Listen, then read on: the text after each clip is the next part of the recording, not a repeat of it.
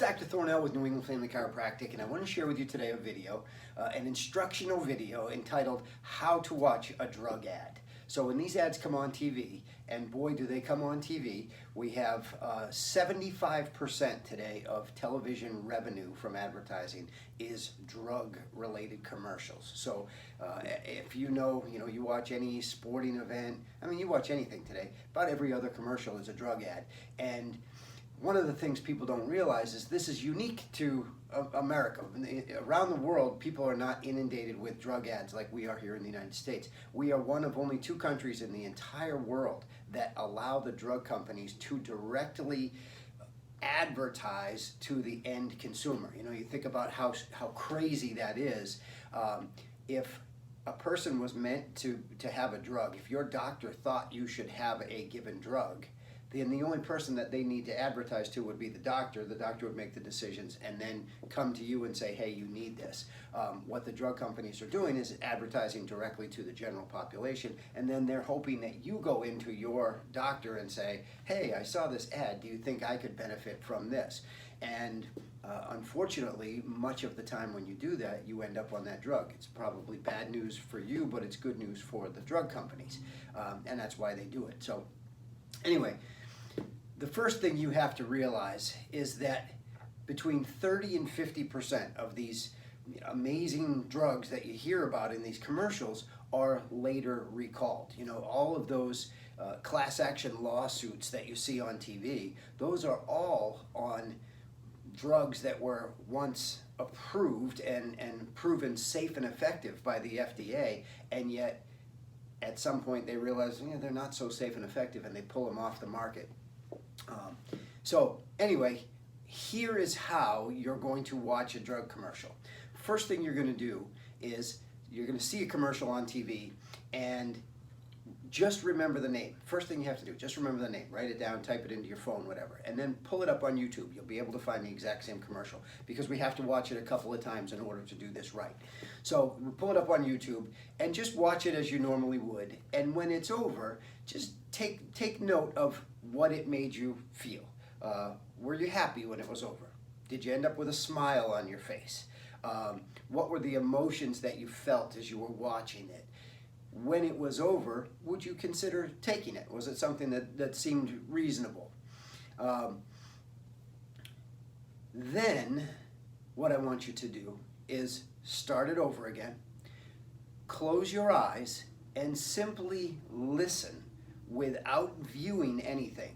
Just listen to that same commercial and really focus on what they're saying and when they get to that very quick talk towards the end of all the different side effects, and really pay attention to what you're hearing there. Then we're going to open your eyes back up and we're going to watch it one last time. And as you watch it that last time, what you want to do is look at the screen. Don't worry about what they're saying anymore. Just look at the screen and look how hard they're trying to distract you from what you just heard when you had your eyes closed. All of the puppies and the rainbows and the smiles and the grandparents with the happy grandkid, and look at the sadness in the beginning, the happiness at the end, all the bright colors, all of the music, all of the things that they are using to distract you from what's actually being said during the commercial. And I think you're going to be amazed when you see that they're basically all the same. And when you break it down that way, you're going to be shocked how fooled you've been by these commercials. Now, once you've seen the commercial, if this is actually something that you're considering taking, or somebody in your family already takes, or something like that, here's another way, a bonus way of breaking down these commercials. So the first thing is, when you truly hear, you've got your eyes closed and you're listening, is this drug a true correction for anything, or is it simply covering something up? So we'll just throw out a condition like high blood pressure. So does this drug actually do something that corrects the cause of high blood pressure, or does it just mask that? And if it's just masking it, what is the true cause? Is it because you're overweight? Is it because of something in your diet? Whatever the condition is it because of something else that you can eliminate? Your sedentary lifestyle, your bad diet, the fact that you don't exercise. Is there something else that leads to this?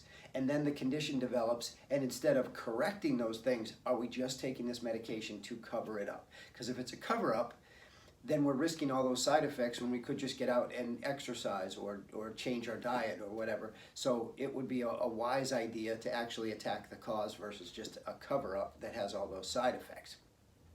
Secondly, are the side effects actually worth the risk? You'll hear a lot of these medications, and it's for, discolored fingernails, and yet one of the side effects is liver failure. That is not an okay trade-off in my book. So you have to decide for yourself, is the risk worth the benefit of whatever the drug is? Another thing to consider is this a new drug? Most of the advertising you see is for brand new drugs. Well, which drugs do you think are the ones that are recalled most often? Is it the ones that have been established and been around for decades, or is it the stuff that's, they're just coming up with month after month and getting on the market and making a bunch of money off of and then getting it pulled off? It's the newer drugs are the ones that they're finding problems with. So when you see these, is it a new drug? And then try to determine, is there an older drug? Work with your doctor. Is there an older drug that does the exact same thing, something that's more established, has a better safety profile? Can we do that instead of this new experimental drug? And that's what they are. When they first come out, they're experimental, and then the post-marketing research begins. Once it hits the market, then we're finding out how much it really causes as far as side effects and those sorts of things, and that's why they do later get recalled. So remember that according to the AMA themselves, American Medical Association, properly prescribed, properly taken prescription drugs, so nobody did anything wrong, you have a condition, your doctor prescribed it, you took it properly, that scenario kills between 107 and 128,000 Americans every year in this country, which is somewhere between 300 and 350 people a day. They took their medication the way they were supposed to, and their side effect that day was death. So the the commercials, the drug ads themselves may seem like a little bit of a joke, but the subject is no joke whatsoever. It's very serious stuff. You don't have to do anything wrong. It doesn't have to be a brand new drug to you. It doesn't have to be the first time you've taken it. It's properly prescribed, properly taken. You don't necessarily know when it's going to happen. And on Tuesday, it relieved your condition. On Wednesday, it caused you a really serious side effect and or killed you. So that scenario plays out 107 to 128,000 times a year in this country alone. So it's a very serious matter. It starts out the way we're looking at these drug ads, a little bit comical, and we break down their marketing tactics, and it is kind of humorous when you see how every single one of these commercials is exactly the same, but it's a very serious subject. And most of all, the thing that I can hope that you get out of this is, if there is a better way to target the cause, that's the method of choice. That's what we should be looking at, not covering up problems with your body. If you're having problems that are correctable through diet, exercise, etc., that's the way to address those things, not cover them up and risk all of these horrible side effects.